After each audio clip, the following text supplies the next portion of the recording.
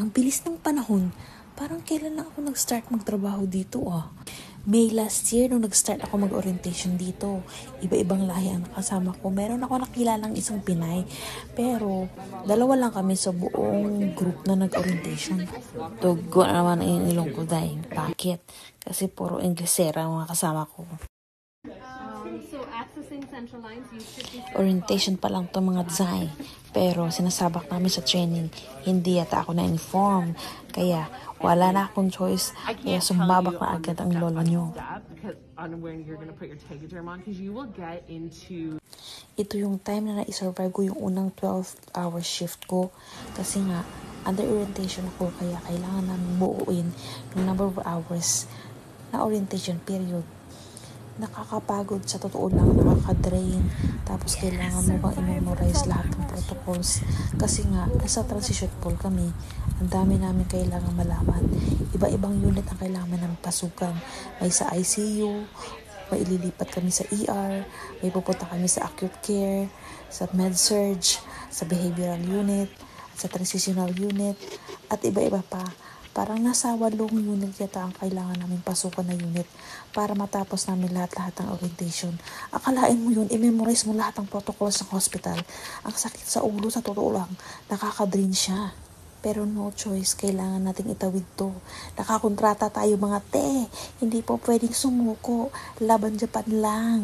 Sa totoo lang, mas marami kami natutunan dahil sa transition pool. Marami kaming skills na na-acquire sa iba-ibang unit kung saan kami na-assign. Mahirap talaga sa umpisa pero nasasanay na rin. Yung ibang tao ang nakakasalamuha mo araw-araw dahil iba-iba yung unit na pinapasukan mo. Nakaka-drain nga lang siya sa umpisa pero dahil sa nasanay ka na nga, nagiging usual as routine mo na araw-araw. Aside sa mga skills na natutunan mo, meron ka pang mga iba-ibang tao na nakakasalamuha. Magkakaroon ka pa ng iba-ibang friends kasi iba-ibang unit nga pinapasukan mo. Yun ang kagandahan sa transition pool. Para siyang nursing resource team na kung saan kami yung mga nire-refill ng mga nurses papunta dun sa iba-ibang unit na nagre-require ng mga nurses na nag-absent or nagka-sick leave or nagkaroon ng vacation or nag-maternity leave. Kami yung mga pinupull out at inilalagay dun sa mga unit na yun. Kaya dapat alam mo lahat, ang lahat ng pasikot-sikot sa bawat unit na papasukan mo. Kasi pag hindi, ay naku day, nga ka talaga. Ang downfall lang dito sa pagiging transition pool is that pwede kang ilipat sa iba-ibang hospitals. So may hospitals kami sa Trenton, meron sa Picton, sa North Hastings. 4 na hospitals ang pwede naming pasukan. Yun nga lang, nakalagay sa kontrata ko is Trenton lang at Belleville. Kaya nung pasok ako sa Trenton, kaya ang layo-layo niya, sa totoo lang, ang layo-layo niya, kailangan mo mag-travel or sumakay ng taxi mga around 20 to 30 minutes ang biyahe. Maganda doon, hindi siya toxic. Yan nga lang, malayo siya sa bahay na tinitirahan ko. Ang layo niya, kailangan mo pa siyang sadyain. Pero okay lang dahil, nakapag-experience naman ng bagong area at hindi talaga mawawala ang discrimination dito. Naranasan kong ma-discriminate pero wala akong pakialam basta ginagawa kong tama ang trabaho ko. Meron pa nga minsan, nire-report ko sa manager, gumagawa ako ng email. Hindi ako nagpapatubili. As long as tama yung ginagawa mo, gora lang, bahala sila sa buhay nila.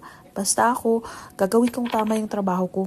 May mga bagay talaga na hindi mo din alam. Kailangan mo lang mag-source out ng mga tao na tutulong sa'yo. Kaya nga, yan ang trabaho ng clinical resource specialist natin, di ba?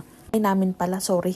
Kaya kapag hindi ko alam ang isang bagay, hinihila ko yung team leader ko at saka yung clinical resource specialist namin. Magtatanong ako, ayoko mapahamak yung pasyente ko, no? Mahirap na, buhay ang nakalaan dito. Hindi po pwede ito paglaruan. Di ko ma-imagine, mag-iisang taon na ako dito. Ang bilis-bilis lang ng panahon. Parang kailan lang talaga. Nung nag-orientation ako, ngayon, parang mag-iisang taon na. Nakakaloka talaga. Ang bilis-bilis talaga. Mabilis talaga pag love mo yung work mo. Alam mo, kapag nagpipick up kami ng shift, sawa ka. Pick upin mo na lahat ng shift na gusto mong kunin. Kasi wala namang limit yung overtime dito. Kaya, sawa ka talaga mag-pick up ng mga shift. Pero dahil manganganak na ako, kailangan ko na mag-file ng maternity leave. Hindi pa pwedeng trabaho lang. Minsan, kailangan din pagtuunan ng pansin ang pamilya. Family first, di ba nga? Sa totoo lang, nag-i-enjoy talaga ako mag-work sa bedside na. Bahala ka dyan. Kaysa bumalik ako sa dati kong work, yung papetiks-petiks lang. Yun ang tawag nila sa mga soft nursing skills. Pero dito, bardagulan te. Kailangan mo makipagsabayan. Hindi pa pwedeng pa-easy-easy ka lang. Kailangan mo makipagsabayan sa mga bardagulan ng mga nurses at pasyente dito. Mga baliw yung mga yon. Kailangan mong sumabay. Pamimiss ko talaga ang view dito. Kasi nga, magli-live na ako na 1 taon. Magpapakananay muna ako sa mga anak ko. Diba ang ganda-ganda ng view dito? Hindi mo na makikita yung sa kabilang isla, oh. Sa kabila nito ay yung Prince Edward County. Yun naman, doon yung Picton Hospital na pinupuntahan ng ibang nurses kapag meron silang kontrata doon. O siya, dito na lang muna. Magtsikahan na lang tayo ulit. Bye!